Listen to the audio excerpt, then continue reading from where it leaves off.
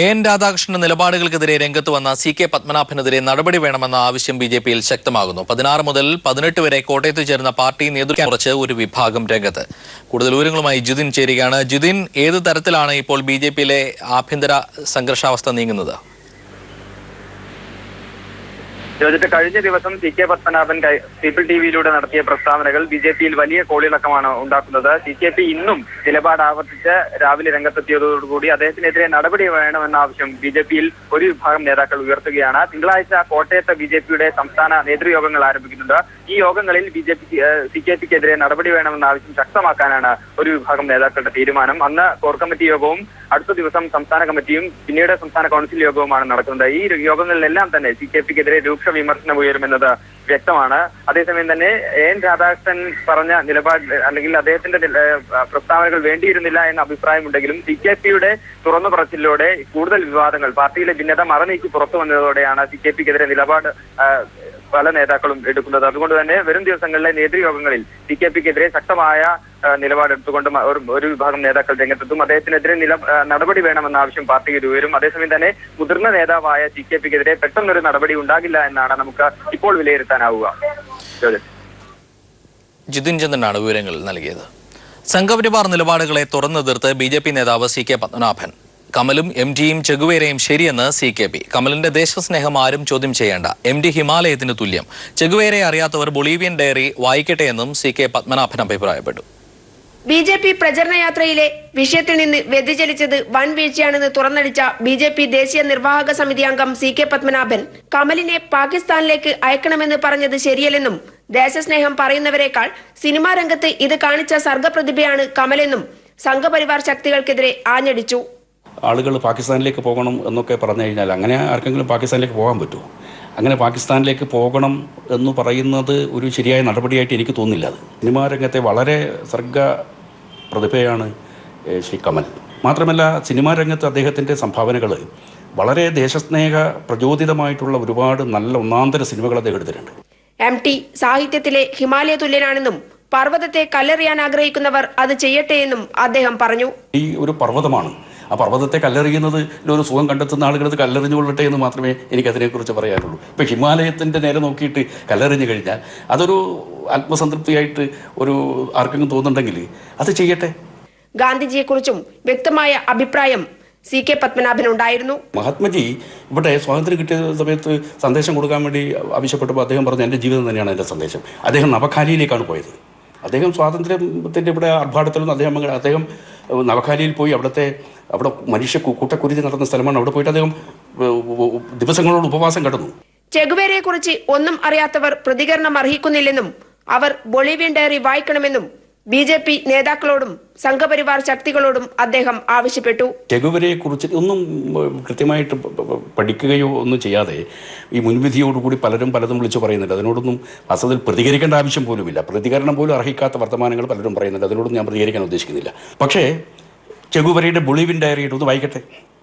ഓരോ ദിവസം എങ്ങനെയാണ് ഇത് ചെയ്തുകൊണ്ടിരുന്നത്. അധികാരം വലിച്ചെറിഞ്ഞ് സമൂഹത്തിനിടയിൽ പ്രവർത്തിക്കാനിറങ്ങിയ ചെഗുവേരയെക്കുറിച്ച് ചെറുപ്പക്കാർ കൂടുതൽ പഠിക്കണമെന്ന് CK പത്മനാഭൻ പറയുന്നു. കണ്ണൂരിൽ നിന്നും ക്യാമറമാൻ ജയൻ കല്യാശ്ശേരിക്കൊപ്പം PV ജോഷില. അതേസമയം നിലപാടിൽ മാറ്റമില്ലാതെ CK പത്മനാഭൻ ഇന്നും മാധ്യമങ്ങളെ കണ്ടു. ഈ ഒരാൾ രാജ്യം വിട്ടു പോകണമെന്നൊക്കെ പറയാനുള്ള അധികാരം ആർക്കാണ് കൊടുത്തിരിക്കുന്നതെന്ന് നമുക്ക് അറിഞ്ഞുകൂടാ. നമ്മൾ ഈ പാകിസ്ഥാനെ അടക്കം ഇങ്ങോട്ട് ചേർക്കണമെന്ന് ആഗ്രഹിക്കുന്നവരാണ് നമ്മൾ. അപ്പോൾ അങ്ങോട്ട് പോലും ആരും കൂടി ഇങ്ങോട്ട് കൊണ്ടുവരാറുണ്ട്. അഖണ്ഡ ഭാരതം. ഗ്രൂപ്പ് ഭിന്നതയ്ക്കിടെ KPCC രാഷ്ട്രീയകാര്യ സമിതി യോഗം തിരുവനന്തപുരത്ത് തുടരുന്നു. യോഗത്തിൽ പങ്കെടുക്കാതെ വിട്ടുനിന്ന് ഉമ്മൻചാണ്ടി പ്രതിഷേധിക്കുന്നു. രാഷ്ട്രീയകാര്യ സമിതിക്ക് ശേഷം പ്രതികരിക്കാമെന്ന് VN സുധീരൻ പറഞ്ഞു.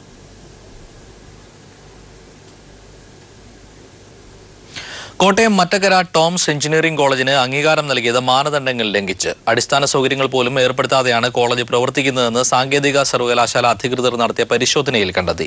ഇത് സംബന്ധിച്ച റിപ്പോർട്ട് തിങ്കളാഴ്ച വിദ്യാഭ്യാസ മന്ത്രിക്ക് കൈമാറും. മാനേജ്മെന്റിനെതിരെ ഗുരുതരമായ ആരോപണങ്ങൾ ഉയരുന്നതിനിടെയാണ് ടോംസ് കോളേജിന് അംഗീകാരം ലഭിച്ചത് മാനദണ്ഡങ്ങൾ കാറ്റിൽ പറത്തിയാണെന്ന വിവരം പുറത്തുവരുന്നത്. 2014 കോളേജിന് അംഗീകാരം നൽകുമ്പോൾ 10 ഏക്കർ ക്യാമ്പസ് വേണ്ടെടുത്ത് ഉണ്ടായിരുന്നത് 1 ഏക്കറിൽ താഴെ മാത്രം. കോളേജിൽ ലൈബ്രറിയോ കമ്പ്യൂട്ടർ ലാബോ ഇല്ല. ഡ്രോയിംഗ് റൂം 1 കിലോമീറ്റർ അകലെ ബോയ്സ് ഹോസ്റ്റലിനൊപ്പം. പ്രിൻസിപ്പലിന് സ്വന്തമായി ഓഫീസില്ല. 4 നിലകളിലായി 12 ക്ലാസ് റൂമുകൾ മാത്രമാണ് ഇവിടെയുള്ളത്. അടിസ്ഥാന സൗകര്യങ്ങൾ ഒന്നുമില്ലാത്ത കോളേജിന് AICTE അംഗീകാരം എങ്ങനെ ലഭ്യമായി എന്നതും ചോദ്യചിഹ്നം. സാങ്കേതിക സർവകലാശാല VC doctor Kuncheria AICTE secretary ആയിരിക്കെയാണ് കോളേജിന് അംഗീകാരം ലഭിച്ചത്. സാങ്കേതിക സർവകലാശാല രജിസ്ട്രാർ GP പത്മകുമാർ കഴിഞ്ഞ ദിവസം കോളേജിലെത്തി തെളിവെടുപ്പ് നടത്തിയിരുന്നു. രജിസ്ട്രാർ റിപ്പോർട്ട് നൽകിയാലുടൻ മാനേജ്മെന്റിനെതിരെ നടപടിയുണ്ടായേക്കും. News bureau, Thiruvananthapuram. പുതിയ സംഘടന നല്ല ഉദ്ദേശത്തോടെയെന്നും സിനിമയ്ക്ക് വേണ്ടിയുള്ള നല്ല കൂട്ടായ്മയാണിതെന്നും ദിലീപ് പ്രതികരിച്ചു. തനിക്കെതിരായ ആരോപണങ്ങൾ തള്ളിക്കളയുന്നുവെന്നും ഇനി ഒരിക്കലും തിയേറ്ററുകൾ അടച്ചിട്ടുള്ള സമരം ഉണ്ടാകില്ലെന്നും ദിലീപ് കൂട്ടിച്ചേർത്തു. പ്രശ്നങ്ങളുണ്ടെങ്കിൽ നമുക്ക് അകത്തിരുന്ന് സംസാരിക്കുന്ന ആൾക്കാരുടെ ഒരു വേദിയാണ്. ബഹളങ്ങൾ വേണ്ട. നമ്മൾ ജനങ്ങൾ വിശ്വസിക്കുന്ന വളരെ ഗ്ലാമർ ഫീൽഡാണ്. അതിനെ വെറും ചേരി പ്രദേശമാക്കി നമ്മൾ മാറ്റരുത്. അതുകൊണ്ട് പറയുകയാണ്, സമൂഹത്തിൽ സ്ഥാനം, ജനങ്ങൾ തന്നിരിക്കുന്ന സ്ഥാനം നമ്മൾ കളയരുത്. ജനങ്ങളുടെ മുമ്പിൽ നമ്മൾ കോമാളിയാവരുത്. TV കയറിയിട്ട് ദയവ് ചെയ്ത് നല്ല കാര്യങ്ങൾക്ക് വേണ്ടി നമ്മളെല്ലാം ഒറ്റക്കെട്ടായിട്ട് മുന്നേറണം. കൂടുതൽ വിവരങ്ങളുമായി സമീർ വാഴങ്കോട് ചേരുകയാണ് കൊച്ചിയിൽ നിന്ന്. സമീർ, സിനിമാ പ്രതിസന്ധി പരിഹരിക്കപ്പെട്ടു എന്ന് തന്നെ കരുതാനാകുമോ? ജോജറ്റ്, അത്തരത്തിൽ തന്നെയാണ് നമുക്ക് ഇപ്പോൾ മനസ്സിലാക്കാൻ കഴിയുന്നത്. പ്രത്യേകിച്ചും A ക്ലാസ് തിയേറ്റർ ഉടമകൾ നടത്തിവന്ന ഒരു മാസത്തോളമായി നടത്തിവന്ന സമരം അവർ പിൻവലിച്ചിരിക്കുന്നു. എന്നാൽ പിന്നെ മറ്റൊരു പ്രധാനപ്പെട്ട കാര്യം, ഇതുമായി ബന്ധപ്പെട്ട് ഇനി നിർമ്മാതാക്കളും അതോടൊപ്പം തന്നെ വിതരണക്കാരും എടുക്കുന്ന തീരുമാനം സംബന്ധിച്ചായിരുന്നു. അവർ ഇതുമായി ബന്ധപ്പെട്ട് ഇത്രനാൾ സമരത്തിലായിരുന്നുവെങ്കിലും ഈ A ക്ലാസ് തിയേറ്റർ ഉടമകളുടെ സംഘടനയായിട്ടുള്ള എക്സിബിറ്റേഴ്സ് ഫെഡറേഷനോട് ഒരു പ്രതികാര നടപടിക്ക് പോകില്ല എന്നുള്ള കാര്യമാണ് അവർ വ്യക്തമാക്കിയിരിക്കുന്നത്. 19-നാണ് ജോമോന്റെ സുവിശേഷങ്ങൾ എന്ന ദുൽഖർ സൽമാൻ നായകനാവുന്ന ചിത്രം, സത്യൻ അന്തിക്കാട് ചിത്രം റിലീസ് ചെയ്യാൻ തീരുമാനിച്ചിരിക്കുന്നത്. ആ റിലീസ് എല്ലാവർക്കും നൽകും എന്നുള്ള കാര്യമാണ് ഇപ്പോൾ നിർമ്മാതാക്കളും വിതരണക്കാരും വ്യക്തമാക്കിയിരിക്കുന്നത്. ഇത്തരം ഒരു അനിശ്ചിതമായി നീണ്ടുനിന്ന ഈ ഒരു സമരത്തിന്റെ പശ്ചാത്തലത്തിലായിരുന്നു പുതിയ ഒരു സംഘടനക്ക് രൂപം നൽകാനുള്ള ഒരു തീരുമാനമുണ്ടായത്. നടനും അതോടൊപ്പം തന്നെ തിയേറ്റർ ഉടമയും നിർമ്മാതാവ് കൂടിയായിട്ടുള്ള ദിലീപ് ആയിരിക്കും ഈ പുതിയ സംഘടനയ്ക്ക് നേതൃത്വം നൽകുന്നത്. സംഘടനയുടെ പേര് ഔദ്യോഗികമായി പ്രഖ്യാപിച്ചിട്ടില്ല. അതോടൊപ്പം തന്നെ അതിന്റെ കൂടുതൽ ഭാരവാഹികളെ സംബന്ധിച്ചും പ്രഖ്യാപിച്ചിട്ടില്ല. എന്തായാലും എക്സിബിറ്റേഴ്സ് ഫെഡറേഷനിൽ നിന്ന് വിട്ടുവന്നിട്ടുള്ള നിരവധി തിയേറ്റർ ഉടമകൾ ഈ സംഘടനയിൽ അംഗമാണ്. അതോടൊപ്പം തന്നെ താരസംഘടനയായിട്ടുള്ള അമ്മയുടെയും സാങ്കേതിക പ്രവർത്തകരുടെ സംഘടനയായിട്ടുള്ള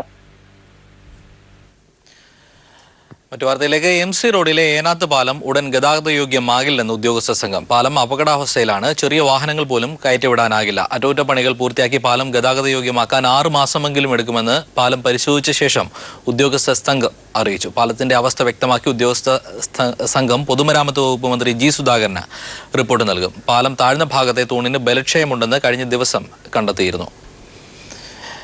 കൂടുതൽ വിവരങ്ങളുമായി ഷീജ ചേരുകയാണ്. ഷീജ, ഗതാഗത നിയന്ത്രണം ഏർപ്പെടുത്തി കഴിഞ്ഞോ? എന്തൊക്കെയാണ് ഇപ്പോൾ ലഭ്യമാകുന്ന വിവരങ്ങൾ?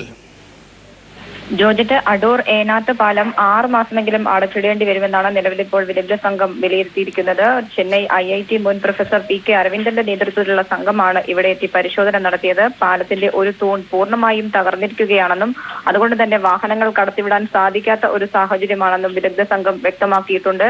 ഏതായാലും അറ്റകുറ്റപ്പണിയിലൂടെ പ്രശ്നം പരിഹരിക്കാൻ സാധിക്കും എന്നാണ് വിദഗ്ധ സംഘം വിലയിരുത്തുന്നത്. ഇതിന് കുറഞ്ഞത് 6 മാസമെങ്കിലും എടുക്കും എന്നാണ് സംഘം പറയുന്നത്. പുതിയ പാലം സംബന്ധിച്ചുള്ള കാര്യങ്ങൾ ഒന്നും തന്നെ ഇപ്പോൾ പരിഗണനയിലില്ല. അതെല്ലാം സർക്കാരുമായി ആലോചിച്ച് തീരുമാനിക്കേണ്ട കാര്യങ്ങളാണ് എന്നാണ് വിദഗ്ധ സംഘം വ്യക്തമാക്കിയിട്ടുള്ളത്. ഏതായാലും 6 മാസം ചുരുങ്ങിയത് എടുക്കും എന്നാണ് നിലവിലിപ്പോൾ വിദഗ്ധ സംഘത്തിന്റെ വിലയിരുത്തൽ.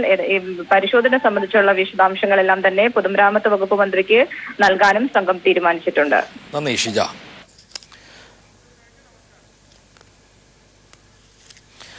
വാർത്തകൾ സമാപിക്കുന്നു. നമസ്കാരം.